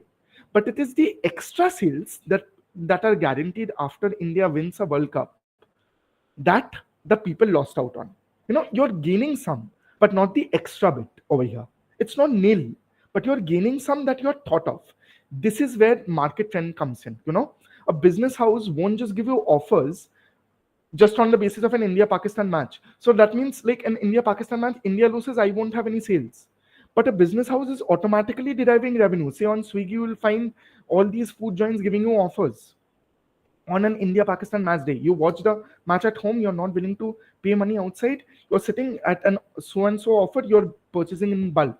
You're watching with your family, you're watching with your friends. Then India loses the match. No. Then probably you retire for the night or you go to sleep. Then you don't want to buy anything extra. You don't want to, go out to any cafe or any restaurant for a meal or something because you're sad and upset that India lost. You're not getting that extra bit of sales. But on the ground level, you get your revenue. Yes, sir. This I is the haven't. market trend that this I is the haven't thought market trend about that that business point. houses think. That is why you will Thank you, find sir. on digital media for so many days they build up the offers. For so many days on this particular final day, please visit our store. You will get so much percent off. Or for a table of two, if 5 people turn up on a bill amount of say 1,000 or something, on a bill amount of say 1,500, you will get this amount of concession. This is how you build the market. This is how you nudge the customers to come out of their houses. Like suppose you're watching a cricket match with your group of friends sitting at home and having chips, or going to a cafe having cold drinks, say pizza, say kebab and everything, and then you're watching a match. So automatically that is better, no? And you know that a table of 5 or something, if the bill amount goes say above 1,500, you're going to get an offer on Zomato Gold or something. Won't you prefer that? And a business Yes, house is definitely. exactly targeting that model. This is how it runs. Definitely. Thank you for saying so much. Thank you, sir. So, Yeah. so I would like to Yes, ask you Anjali. that uh, nowadays, as the startup culture is also rising, I Mm-hmm. had read one article that there are also the generation is also facing a downfall of startups. It is starting, the business is starting, but after a period of time, they quit it, or the people are like, okay, they have not earned the revenue and they are just backing off. So, what tips would you give to startups or the new businessman or the new entrepreneurs to, to continue, and like, what are the core tips you would give? To be very honest, Anjali, there are no tips you can give a businessman. Okay. Uh, the only tip is that you have to be passionate about your business and say all these startups these days. What I feel, I have seen many startups at business councils over here, but many face a stagnation, or many old business houses, which are heritage business houses, they face a stagnation because they don't re-innovate over time. Or in case of starters, probably they are not able to fulfill a customer centric model, or they are not able to live up to that customer loyalty. They are not able to build up a brand image. So some way or the other you are lacking, right? You have to understand your core value in the business, how you want to get associated, and then you segment your business. No, if you are say into luxury premium perfume brand, automatically my friend, he basically had a traditional business. He has 3 segments of business. One is leather garments, leather products and bags. Second is his cloud kitchen that he runs with his wife. Third is perfumes. The bag segment, it does moderately well, but not too great, the leather products, because there are many competitors in the market. So he knows he doesn't focus much on the bag segment. He keeps it that he rolls out some offers. He keeps some items on Amazon, on these online platforms. He keeps it at an offer. He knows that fine, time and again it would sell. His cloud kitchen one is very profitable because all these corporate people, the small offices, they order from them for birthdays, say for office celebrations or something. It's very popular among the youth. It is sticking. He puts in more effort on the cloud kitchen. The third segment, the perfume, he gives it at a rate of say 500, 600. His packaging is decent. But would you call him a premium brand of perfume? No, right? But he's targeting the customer segment that is very youth oriented. Those who are college students, those who are thriving on pocket money. So out of their pocket, they cannot spend much on a particular product. They cannot spend much on luxury, but they want a perfume. So they will reach out to him. And he is primarily targeting the youth. And he is based on that, he is promoting it to his target audience. That's why his business is booming. So, as a businessman, you have to be passionate about your business and you need to be very much aware of your business and very sensitive. If you are into a multidimensional sector, all your business segments won't be profitable. But you have to stay with the best segment that stays with you. You have to keep on pushing the segment that gives you the biggest revenue. And other segments, yeah, if your financial condition has worsened and if it is not giving you any revenue at all, you have to shut it down. But if it gives you a decent amount of turnover, keep it going. No harm. If the cost behind it is not much, let it run. Let it run its own show. And when it's done with its course, you can shut the segment and shift to something in the near future, something better or something innovative in the near future. I believe like these days, see, one more thing is no matter how much optimistic I might sound that, everyone will be an entrepreneur. It cannot be. Some ideas are good, some ideas are bad. And even if an idea it seems to be utopian on pen and paper, it also depends upon the lies on the eye of the beholder, that how you present it or how you present it to the market or how you want to shape up that business segment or how you envisage it. Okay, so it is solely dependent on you, and how you want to push the business is also dependent on you. Now many startup companies have come up, but one is being a competition for the other, and in this full throttle battle, each one will die. But you also look for your unique scenic proposition. No, like suppose I'm into sweet, it is not a it's not a red ocean sea. It's not a red ocean scenario over here that you want to kill your competitors or you want to cut off your competition like that. It should be a win-win situation for both. And even if it's a red ocean, you look for some alternative business segment. Majorly businessmen are stagnated. Beyond the business idea, they don't think or they don't study the market. And I am a novice to say such things, to be very honest, because again, what a businessman goes through, only he or she can understand. But again, they are subjected to different situations at different points of time, and based on that, they take their call. And good or bad, not whatever, it's your fate. You have to accept it. But what you do before it, how you envision it, how you want to channelize it, or how passionate about it, how much passionate about it you are, defines you. And whether you're willing to shift from one segment to another, because big business houses, they always diversify into different things all the time. This is the reason why, because markets have their ups and downs, demands go up and down, but you need to thrive as a business house. You need to keep the brand name going no matter what you sell. You can venture out into a restaurant, you can venture out into a catering, you can venture out into a purely vegetarian restaurant, you can keep it to solely sweet meat confectionery, whatever. But it is your call, and you have to understand the market and take your call. You have to play your game according to the scenario. I received a message. Oh, thank you, Victoria. So, Anjali, have I answered your question? There is no good advice to a businessman. It is only the right call at the right time. That's what I would say. Thank you. So yeah, you have answered my query. So I'll just quickly go through my slide. I'll skip this slide, like a business process management advantages. Like I have already spoken about it, like, cost reduction, operational efficiency. These are all technical jargons. I wouldn't get into this. Like, because this is something you execute, you will understand it on your own.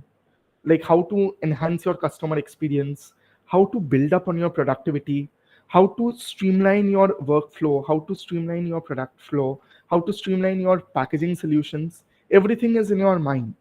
So I'm not delving much into it.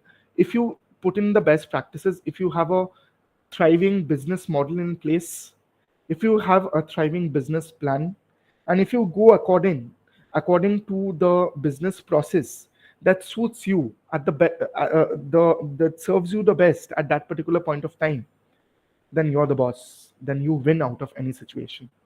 So this is what this slide is dedicated to you all students.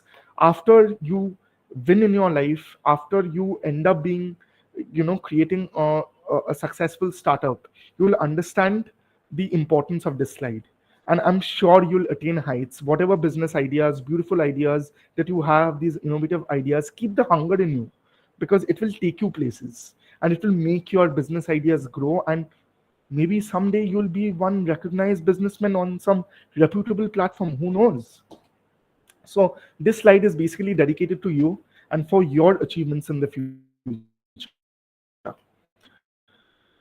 I'll take you to this particular slide. And when I was creating this slide in the morning, I became very emotional that this slide is very close to my heart, because this talks about an idea that I want to implement. Since it's a traditional business concern, it has some conservativeness, okay?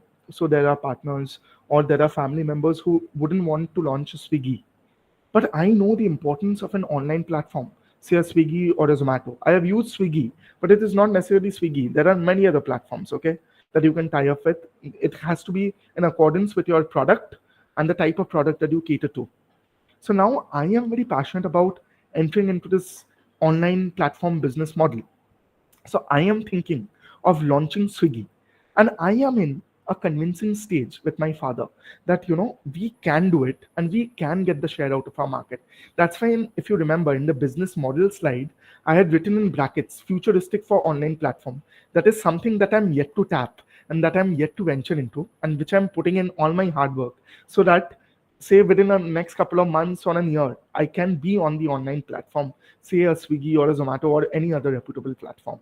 So that's why I have given it my own touch, and that's how I would be promoting the digital media presence. It will be Nobo Rupe and Nobo Shaje, meaning uh, in a new form and with its new ornamentation. The brand name stays, but it is on the online platform and it is reaching out to a broader customer segment at large, who are willing to try out our products but who are unable to. I want to reach out, and this message is dedicated to them. This Nobo Rupe, Nobo Saje, আমরা আসছি তোমাদের কাছে. This will be my tagline for them. So if I break down, so my first analysis and objective would be, analyze the market segment, how the online platform, what kind of response people get in the F&B industry when they tie up with online platforms. Who are the current market leaders in the F&B industry who are operating on online platforms? What kind of cutthroat competition I have? The potential customer response I might have, the demand for me on the online platform. By running digital media campaigns and advertisements, I have understood that I have a demand for my product on the online segment. That's why I want to enter into it, right? But I need to have a fair amount of idea with foolproof evidence that I have a particular response that I want to cater to. And I want to do a market study of all these factors together, whether I should go into the online platform, whether I should launch it online or not. This forms a part of my analysis and objective for launching Swiggy. This is my first step that I've gone through already. Now comes strategy formulation. I'm formulating strategies. First thing what I'll do is I'll reach out to a Swiggy spokesperson, the point of contact, and reach out to them for the formalities to understand the business model, to understand the revenue sharing model, how much of cost I will incur, whether if I am on Swiggy or an online portal, what kind of visibility I'll be getting, whether based on ad runs and advertisements or on offers, my page would be on top, and what is the delivery time within which I have to serve my customers, otherwise I have to face disrepute. So I need my staff, I need my resources to be adept with the change. So I formulate the strategy. I sit with a Swiggy resource. I do in all the groundwork, say the photography sessions to be done, the compliance of the taxations, the to understand the revenue models, and how to reach out to the market at large. Just being on an online platform is not everything, right? You need to give a thrust to your page. You need to give a thrust to your brands. That's why different brands have different offers at varied points of time. You'll find different offers coming up. And over here, they play around with their ideas, right? To reach out to the masses. After I formulate this strategy, I go towards the solution and advancement phase. That is, I know that I am implementing it. The revenue model is in sync. I can serve on my online platform. So I categorize my customers according to A, B, and C. Segment A meaning this is the solution and advancement phase I'm talking about. Customer A, segment A meaning uh, I start from C. Segment C means customers who are there only for offers. Say one particular day you open Swiggy and you want to order from a sweet shop which gives you the maximum discount. There are different customers who think like that. I'm sure you all also think like that at times. They Yes, form sir. a, Yes, sorry, sir. yeah. So you will when you open a Swiggy platform, the best rates are given by this platform. The best discounts are given by them. They form my category C. They are predominantly my teenager and my youth, or even elderly people who feel they only want offers. Okay. Now, this is one particular segment. Then I break into the segment of segment B. That is the segment where they want offers, but they also want sweets from a branded sweet shop. They won't go to any random sweet shop. They want a brand. But if they get some amount of offers, say 10, 15%, and 20% or something, they would be happy customers. So it's not only about the discount, it is also about the goodwill of the brand. So I categorize them as section B, category B.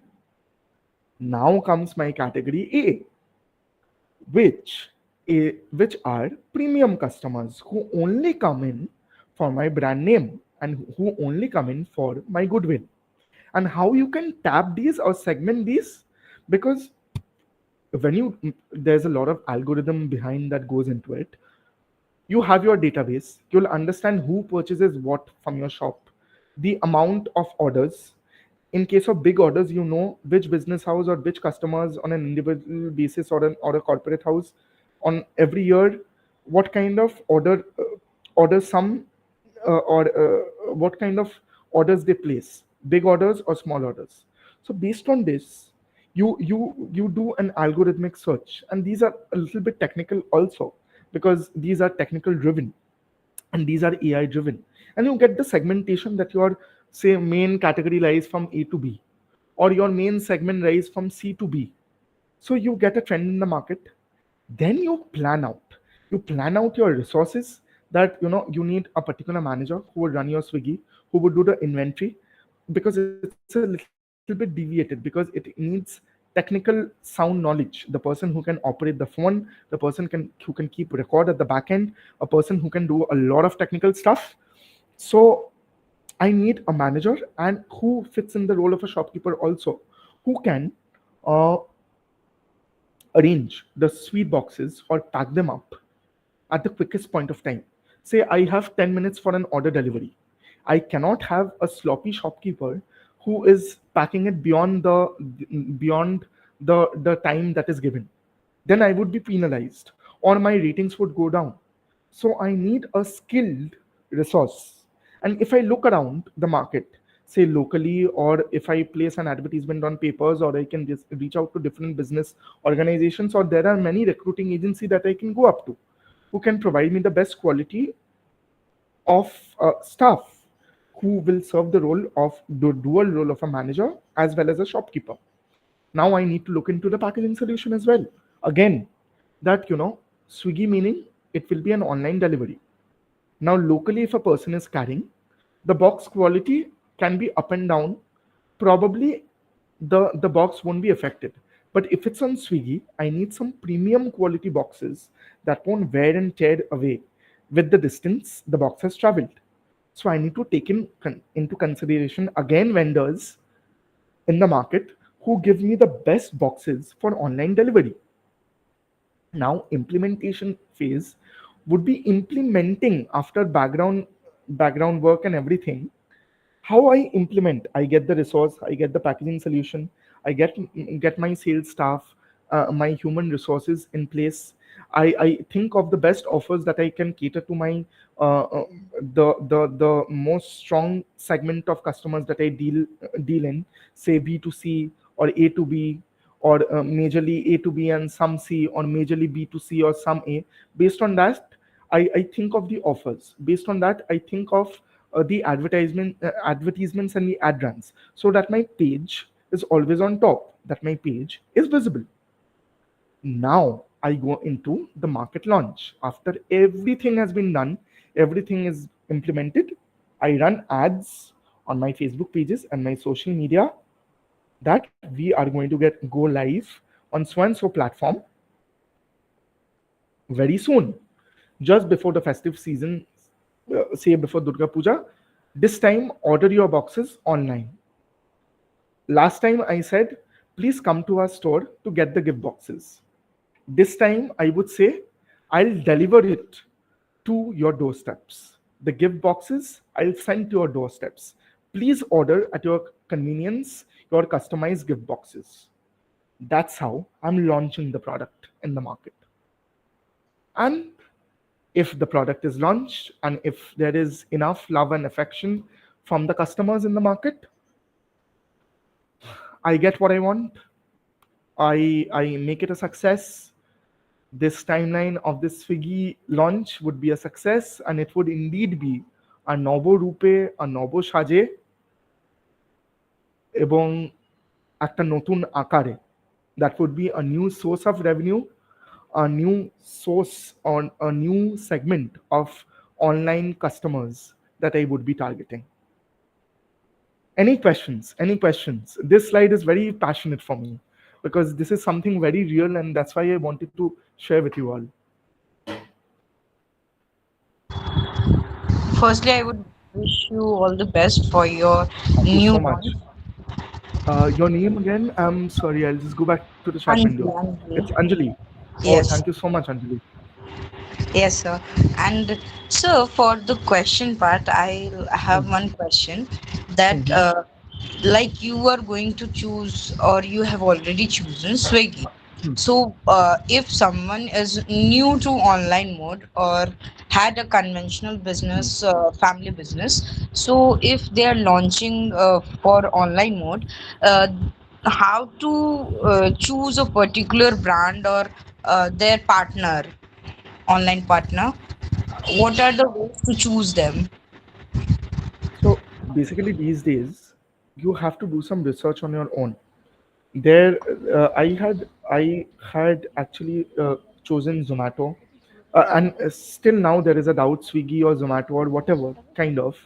Now I have to think that, does Zomato give me the best offer at the best rates, suiting my revenue turnover limit, suiting my taxation limit, or does Swiggy give? So you have to reach out to resources from both the companies, or there could be a third. I reached out to another platform also, and they were willing to collaborate with us, but their market coverage wasn't that high, and they were not reaching out to a broader segment of customers, which a Zomato or Swiggy would reach out to.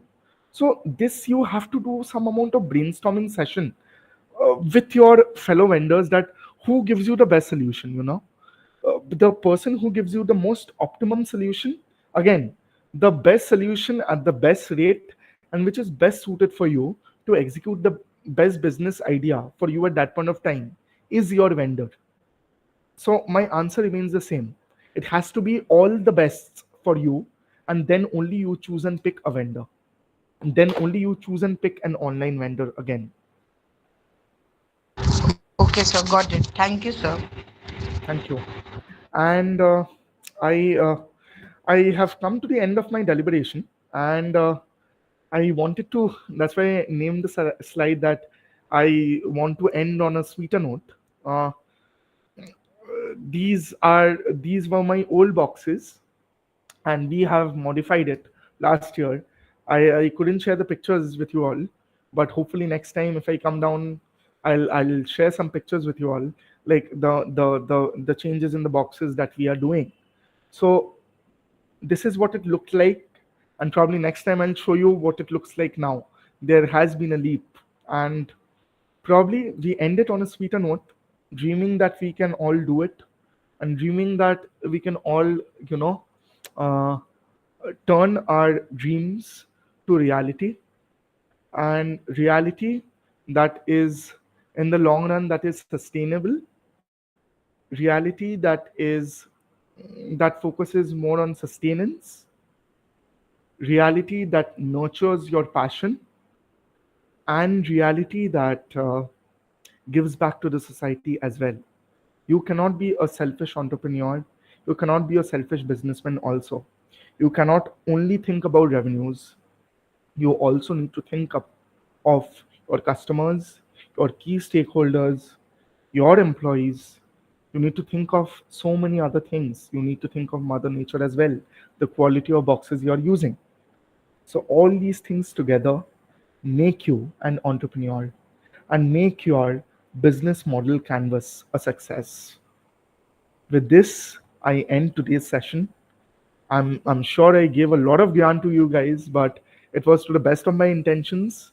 Within these 2 hours, it was a pretty long session. I know you have all dozed off, but I tried to encourage you all so that you come up with your own business ideas and that you can all implement it yourselves, and you will go through this journey, this beautiful journey of being an entrepreneur, or of being a resource person, and of being a person who adds value to the society. Thank you all. I'm truly honored to represent my organization to your institute's innovation cell and entrepreneurship development cell, and best wishes for launching this cell in association with IQAC.